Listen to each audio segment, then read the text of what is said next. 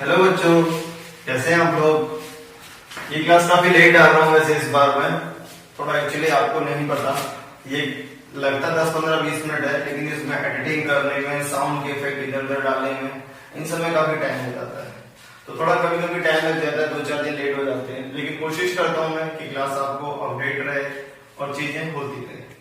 तो कोशिश, थोड़ा सा मेरा फर्स्ट टाइम। अब देखिए हम टॉपिक पर आते हैं। पिछली क्लास में हमने ये चैप्टर पढ़ रहे थे केमिकल रिएक्शन एंड इक्वेशंस। तो केमिकल रिएक्शन एंड इक्वेशन होता है क्या है, फिर दोबारा से थोड़ा इंट्रोड्यूस कर दूंगा। जब भी आप किसी चैप्टर को, कभी भी जब भी आप पढ़ें, किसी भी चैप्टर के बारे में बात करें, जब भी आप किसी चैप्टर को पढ़ें, तो हमेशा मैंने आप लोगों को बताया है चैप्टर की केमिकल रिएक्शंस, उसका नाम समझ रहे ना, आपको नाम का पता होना बहुत जरूरी है। अगर आपको नाम समझ आता है केमिकल रिएक्शन होती क्या है, वो सारी चीजें जो एक पर्टिकुलर टाइम के बाद एक फॉर्म से दूसरी फॉर्म में कन्वर्ट होती है और एक नई प्रॉपर्टीज के साथ। पर्टिकुलर टाइम कह सकते हैं, पर्टिकुलर कॉम्बिनेशन कह सकते हैं कि रिएक्शंस, एलिमेंट एक दूसरे से कंबाइन करें, कोई भी चीज एक दूसरे से कुछ रिएक्ट करके एक दूसरे के साथ मिल करके या फिर खुद ही बाहर किसी के साथ मिल करके कन्वर्ट होती है एक नई चीज में, एक नई प्रॉपर्टीज के साथ, उसे बोलते हैं केमिकल रिएक्शन। और उसे रिप्रेजेंट करने के लिए, केमिकल रिएक्शन को बताने के लिए हम लिखते हैं इक्वेशन। जैसे आप ये देख रहे हैं, ये एक इक्वेशन है, जैसे आप ये देख रहे हैं, ये इक्वेशन है, सब केमिकल इक्वेशंस है। और केमिकल इक्वेशंस के अंदर मैंने आपको बताया था, उसके अंदर 3 चीज होती है। कौन सी? हाँ जी, बिल्कुल सही कह रहे हैं, रिएक्टेंट, प्रोडक्ट और एक एरो। रिएक्टेंट ये जो इधर की तरफ है रिएक्टेंट, इधर की तरफ प्रोडक्ट और एक एरो। इस वाले साइड को बोलते हैं एलएचएस, लेफ्ट हैंड साइड। देखिए ये मेरी लेफ्ट हैंड, ये मेरी राइट हैंड। मैं आपने पढ़ाई होगा, ये कोई नई चीज नहीं, बच्चे तो आप होंगे 10th क्लास के स्टूडेंट हो। तो लेफ्ट हैंड साइड होता है, प्रोडक्ट राइट हैंड साइड होता है। ये सब चीजें हमने देखी थी। रिएक्शन को बैलेंस करना बताया था मैंने, याद हो शायद आपको। रिएक्शन बैलेंस करना बड़ा जरूरी है। रिएक्शन बैलेंस करेंगे तभी रिएक्शन ही एज इट इज या एक अच्छी तरह आपको करेक्ट रिएक्शंस उसे कंसीडर करेंगे अगर रिएक्शन को बैलेंस करके लिखना। तो इसमें एक दो रिएक्शन है जो मैंने बैलेंस नहीं करी, जब पढ़ाते हुए मैं आपको करूंगा, आपको फिर से थोड़ा ध्यान आ जाएगा। उसके बाद हमने पढ़ा था टाइप ऑफ केमिकल रिएक्शंस, थोड़ा रिकैप करा था चैप्टर। पहला कॉम्बिनेशन रिएक्शन, ऐसी रिएक्शन जिसमें 2 रिएक्टेंट कंबाइन होते हैं और प्रोडक्ट में कन्वर्ट हो जाते हैं। क्या 2 रिएक्टेंट कंबाइन होते हैं और कंबाइन होकर सिंगल प्रोडक्ट में, उसे बोलते हैं कॉम्बिनेशन रिएक्शंस। दूसरी आप देखेंगे डीकंपोजिशन रिएक्शंस। एक सिंगल रिएक्टेंट, डीकंपोजिशन मतलब टूटना, एक सिंगल रिएक्टेंट ब्रेक होकर 2 या 2 से ज्यादा प्रोडक्ट में कन्वर्ट हो जाता है, उसे बोलते हैं डीकंपोजिशन रिएक्शंस। और तीसरा आपका डिस्प्लेसमेंट रिएक्शंस। नाम तो ही काफी आपका डिस्प्लेसमेंट, क्लास 9 में आपने टर्म सुना होगा डिस्प्लेसमेंट, एक जगह से दूसरी जगह चले जाना। तो जब भी कोई एलिमेंट अपनी जगह छोड़ करके दूसरी एलिमेंट की जगह बैठ जाता है, उसे बोलते हैं displacement reaction. More reactive element less reactive element की जगह जाकर बैठ जाता है, उसे बोलते हैं डिस्प्लेसमेंट रिएक्शन। और डिस्प्लेसमेंट हमारी लाइफ का बड़ा अच्छा एग्जांपल है। इसको समझाने के लिए मैं आपको दोबारा से एक बार बताता हूं आपका डिस्प्लेसमेंट को।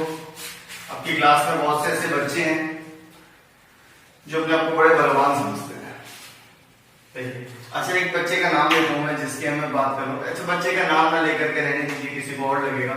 एक स्टूडेंट बैठा हुआ है, आराम से अपनी जगह पर बैठा हुआ है, और दूर से एक दूसरी तरफ से एक पहलवान आता है, एकदम लंबा चौड़ा खली टाइप का बंदा आता है और कहता है भाई हट जा, मुझे बैठना है। जो बैठा हुआ स्टूडेंट है उसके पास कोई ऑप्शन ही नहीं होगा हटने के सिवा, क्योंकि जो खड़ा वाला है वो अपने आप में मस्कुलर, हैवी, तगड़ा, मोटा है, आएगा उसे हटा देगा, खुद बैठ जाएगा। तो डिस्प्लेसमेंट रिएक्शन में भी यही होता है। एक एग्जांपल मैंने बताया होगा, आयरन रिएक्शन करता है कॉपर सल्फेट सॉल्यूशन के साथ, तो आयरन मोर रिएक्टिव होता है, आता है आयरन, कॉपर बेचारा कमजोर होता है, अपनी जगह से हट के बाहर निकल जाता है, तो आयरन उसके साथ रिएक्शन करके आयरन सल्फेट बना लेता है और कॉपर बाहर आ जाता है। तो ये हमने रिएक्शन पढ़ी थी, ये बिल्कुल बड़ी सिंपल सी है। और रिएक्टिविटी कैसे पहचानते हैं, कौन सा एलिमेंट कितना रिएक्टिव है उसे पता करने के लिए हम रिएक्टिविटी सीरीज को लेते हैं। तो रिएक्टिविटी सीरीज चैप्टर 3 में आपको मिल जाएगी, वहां पर देख सकते हैं। एक एलिमेंट का एक अरेंजमेंट है, रिएक्टिविटी सीरीज। अब इस पे हम पहुंचते हैं double displacement reaction. Double displacement reaction जब कोई भी 2 एलिमेंट्स अपनी पोजीशन को एक दूसरे से चेंज कर देते हैं, एक इसकी जगह आ जाता है, दूसरा इसकी जगह आ जाता है, उसे बोलते हैं डबल डिस्प्लेसमेंट रिएक्शन। उसके सिवा हमने 2 चीज और पढ़ी थी, एक्सोथर्मिक और एंडोथर्मिक। एक्सोथर्मिक मतलब releasing of heat from a reaction. Reaction तभी होगी जब उसके साथ साथ क्या रिलीज होती रहेगी, हीट होती रहेगी, हीट रिलीज बाहर निकलती रहेगी, बाहर निकलती खाना खाते हैं, ग्लूकोज, हम अपना जनरली आप देखें फूड इंटेक करते हैं, जो भी हम फूड इंटेक करते हैं, मोटिव क्या होता है? खाना खाने का हमारा मोटिव क्या होता है? शायद कई लोग सोचते हैं कोई मोटिव भी नहीं होता, भूख लगती है तो खा लेते हैं। ऐसा नहीं होता जी। इस पूरे वक्त पर हर चीज का कोई ना कोई पर्टिकुलर रीजन होता है। हम खाना इसलिए खाते हैं ताकि हमारे अंदर एनर्जी है। कह रहे हैं हमारे अंदर एनर्जी बहुत इंपोर्टेंट है। अगर आप 4 दिन न खाओ तो बिल्कुल ऐसे पड़े रहोगे, आपसे एक गिलास पानी लेने की हिम्मत नहीं होगी, हालत खराब हो जाएगी। तो एक्सोथर्मिक की बता रहा हूं मैं कि जो भी हम खाना खाते हैं, खाना खाने के बाद हमारी बॉडी के अंदर वो खाना ब्रेक डाउन होता है, स्प्लिट होता है, टूटता है, और टूटकर हमारे अंदर क्या रिलीज होती है? एनर्जी। तो हमारे अंदर का जो प्रोसेस है, जिसे बोलते हैं respiration, breakdown of glucose, glucose को ब्रेक डाउन होना in the presence of oxygen की प्रेजेंस में, उसको बोलते हैं, उस रिएक्शन को बोलते हैं रेस्पिरेशन रिएक्शन। और रेस्पिरेशन रिएक्शन का दूसरा भी नाम है exothermic reaction, releasing of heat. Reaction तभी प्रोसीड होगी, तभी कंप्लीट होगी, तब हीट रिलीज होगी, उसे बोलते हैं एक्सोथर्मिक। लास्ट है एंडोथर्मिक। एंडोथर्मिक जब किसी भी रिएक्शंस के अंदर हीट एंटर करेगी, when heat enter in a reaction, then finally product is formed. या फिर ऐसा भी कह सकते हैं the reaction in which product is formed after the addition of heat. ऐसी कोई रिएक्शन जिसमें हीट को ऐड करने के बाद प्रोडक्ट फॉर्म होगा, उसे बोलते हैं एंडोथर्मिक रिएक्शन। ये जनरली किसी भी चीज को तोड़ने में या डिकम्पोज करने में काम आती है, और डिकम्पोजिशन के अंदर था एंडोथर्मिक। तो मैं पुरानी क्लास का रिकैप कर रहा था, थोड़ा 2-4 दिन लेट हो गया, तो इस वजह से थोड़ा रिकैप कर रहा हूँ। इस टॉपिक के बाद फिर आता है आपका 2 टर्म्स, फिर आपके 2 पॉइंट्स आते हैं, ऑक्सीडेशन और रिडक्शन। ये भी 2 तरह की रिएक्शंस है, ये भी नए नाम है आपके लिए। ऑक्सीडेशन नाम ही बता रहा है, ऑक्सीडेशंस। चलिए स्टार्ट करते हैं क्लास, अब आपकी यहां से स्टार्ट होती है। और बताओ बच्चों, कैसे हो आप लोग? कैसा चल रहा है छुट्टियों का माहौल? आप में से कुछ लोग तो बहुत ही ज्यादा खुश होंगे कि घर बैठे बैठे पढ़ाई कर रहे हैं। बेटा पढ़ाई कर रहे हो, आपके लिए बहुत अच्छा एडवांटेज है आपका, इस टाइम को वेस्ट ना करें। ऐसा ना हो कि घर पे सोते ही रहें। रूटीन तो सभी का बिगड़ गया होगा, ऑलमोस्ट सभी का। अब आप लोगों की क्या कहें, हम लोगों का भी वही हाल है। हम लोग भी आराम से मजे से उठते हैं, मतलब रूटीन हमारा भी पूरी तरह बिगड़ चुका है, उठना बैठना सब एकदम।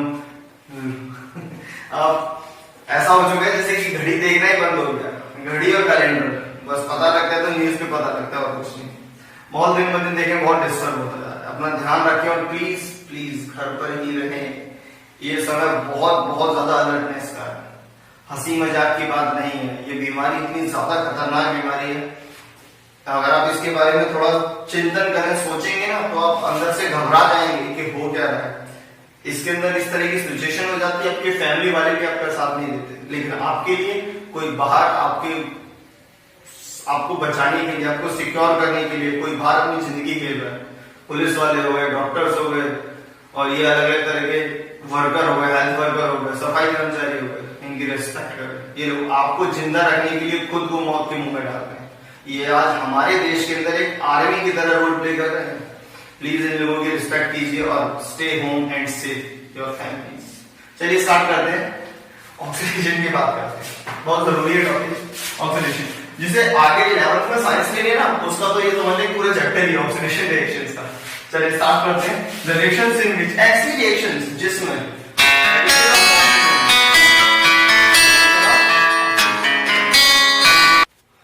चलो बच्चों स्टार्ट करते हैं। तो वो थोड़ा सा फोन आ गया था, मैं इस समय जो वीडियो बना रहा हूँ मोबाइल से बना रहा हूँ, ये थोड़ा डिस्टर्ब कर देता है, कभी कभी फोन आ जाता है, कभी अलार्म बन जाता है, मैंने बंद कर दिया है। तो ऑक्सीडेशन की बात कर रहे थे, चलिए देखते हैं ऑक्सीडेशन। द रिएक्शंस इन विच, ऐसी कोई रिएक्शन जिसमें एडिशन ऑफ ऑक्सीजन, ऑक्सीजन जुड़ रहा हो, और रिमूवल ऑफ हाइड्रोजन। ऐसा कोई एलिमेंट जिसमें ऑक्सीडेशन जुड़ रहा हो, एडिशन ऑफ ऑक्सीजन, जिसमें ऑक्सीजन आ रहा, या फिर इसके अंदर से हाइड्रोजन का रिमूव होना, removal of hydrogen. Such reaction is called oxidation. इस रिएक्शन को बोलते हैं ऑक्सीडेशन रिएक्शन। कॉपर जब ऑक्सीजन के साथ रिएक्शन करता है तो क्या बनता है? Copper oxide. तो देखें साफ साफ दिखाई दे रहा है, कॉपर के साथ कौन जुड़ रहा है? ऑक्सीजन। ऑक्सीडेशन के रिएक्शन बैलेंस है, ये है क्या? देखिए है या नहीं? 1 मिनट दे रहा हूं, मतलब तो देख लीजिए वीडियो को बहुत पुश करके, आप देख बैलेंस कर सकते हैं। चलिए मैं बैलेंस करता हूं।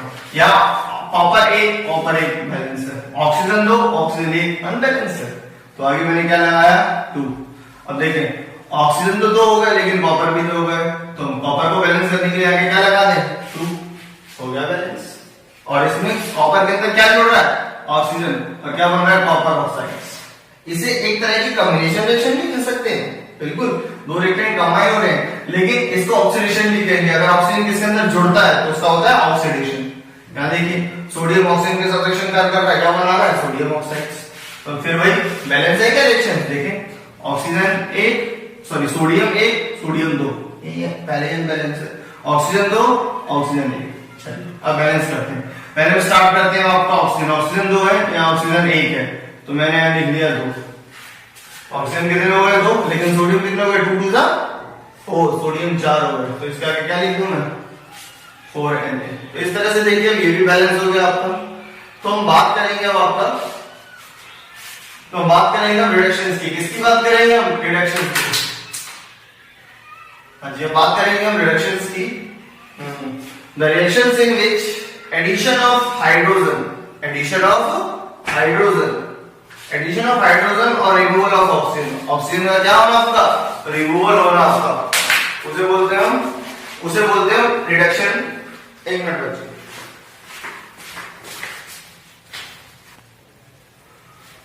Reductions, the reactions in which edition of hydrogen का ऐड होना और रिमूवल ऑफ ऑक्सीजन का रिमूवल होना, such reaction is called reduction. इस रिएक्शन को क्या बोलते हैं, रिडक्शन। देखिए इसमें क्या हो रहा है, ऑक्सीजन रिमूव हो रहा है, ऑक्सीजन क्या हो रहा है, इसमें से रिलीज हो रहा है, तो रिएक्शन बैलेंस है क्या, कॉपर एक, ऑक्सीजन इसके साथ जुड़ा हुआ है, ऑक्सीजन हटा हुआ है, तो इसका मतलब ऑक्सीजन का रिमूव होना, तो इसे बोलते हैं रिडक्शन। क्या बोलते हैं इसे हम, रिडक्शन।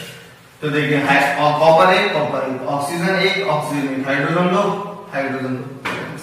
जिंक एक, ऑक्सीजन एक, कार्बन एक, बैलेंस।